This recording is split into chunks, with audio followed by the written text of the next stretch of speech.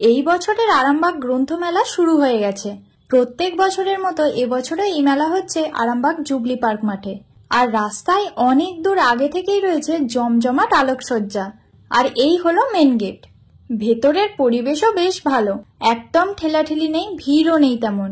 আর একপাশে বড় স্থান দখল করে রয়েছে এই স্টেজ বা মঞ্চ। আমরা যখন ঢুকেছিলাম তখন নাচের প্রোগ্রাম হচ্ছিল। বড় কথা হচ্ছে এতই সুন্দর নাচ করছিল সবাই যে আমরা দাঁড়িয়ে দেখতে বাধ্য হয়েছিলাম। আর এই কথাটা বলার কারণ, আমি সেরকম ভাবে কখনো কোনো মেলায় বা অনুষ্ঠানে প্রোগ্রাম দেখি না।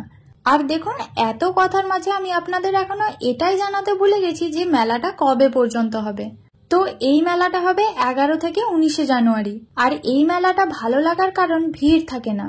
এবার হয়তো বলবেন ভিড় না থাকলে মেলা ভালো লাগার কারণ কি? আসলে আমার ভিড়ভাড়টা একদমই ভালো লাগে না। আর এই 5G যুগে মানুষ বই পড়া তো কমিয়েই দিয়েছে, তাই বইমেলা নিয়ে খুব বেশি মানুষের উৎসাহ নেই। আর অনেকের ধারণা বইমেলাতে বই ছাড়া কিছু পাওয়া যায় না, তাই হয়তো অ্যাট্রাকশন বাড়াতে এখন বই ছাড়া আরো অন্যান্য দোকান করা হচ্ছে। তবে যাই হোক, বইমেলা মানেই বইয়ের দোকান। আর এগুলো পার্টিকুলারলি দেখিয়ে ভিডিওটা বোরিং করব না। আমার শহরে এরকমও একটা মেলা হয়, সেটা আপনাদের সামনে তুলে ধরাটাই আমার উদ্দেশ্য। আর একটা বইয়ের দোকানে গিয়ে হিমু সমগ্র নামের বই পড়ার ভান করছিলাম। হ্যাঁ, সত্যি কথাই বলবো, আমি পড়িনি, তবে ছবি তোলার জন্য পোজ দিচ্ছিলাম। এটা শুধু আমি করি না, যারা বইমেলাতে ঘুরতে যান বেশিরভাগ জনই করেন।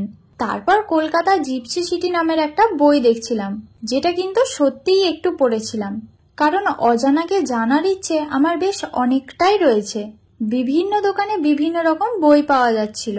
যারা বই পড়তে ভালোবাসেন তাদের কাছে এই মেলা এত বেশি ভালো লাগবে যেটা অন্যদের ধারণার বাইরে। এই মেলায় মোটামুটি সব ধরনের বইই ছিল। আর তার পাশাপাশি ছিল ম্যাজিকের দোকান। এখন এই দোকানটি আশেপাশে সব মেলাতেই দেখতে পাই। আর গোটা মাঠটা দেখতেও বেশি ভালো লাগছে। সুন্দর করে সাজিয়েছে, এটাও মানতে হবে। ইসলাম এবং সনাতন দুই ধর্মকে জানার জন্য বই পাওয়া যাচ্ছিল দুটো ভিন্ন দোকানে।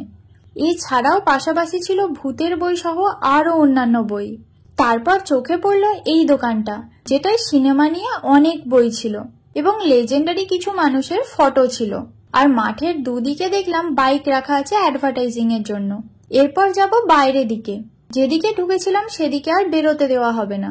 এই সিস্টেমটা খুব ভালো, তাই এক্সিট গেট দিয়ে বেরোলাম বাইরে। বেরিয়ে ডান দিকে দেখলাম একটা ম্যাপের দোকান, তার পাশাপাশি কিছু খেলনার দোকান। তার বাঁ দিকে ছিল বেশ কিছু খাবারের দোকান। সবগুলোই ছিল মোটামুটি আরামবাগের পার্মানেন্ট দোকানের তরফ থেকে। আর ডান দিকে এই দাদুকে ভারী সুন্দর লাগছিল দেখুন। তারপরে ছিল পিঠে সই নামের একটা দোকান, যেখানে এক দিদি আমাকে দেখতে পেয়ে ডেকে নিয়ে চলে যান।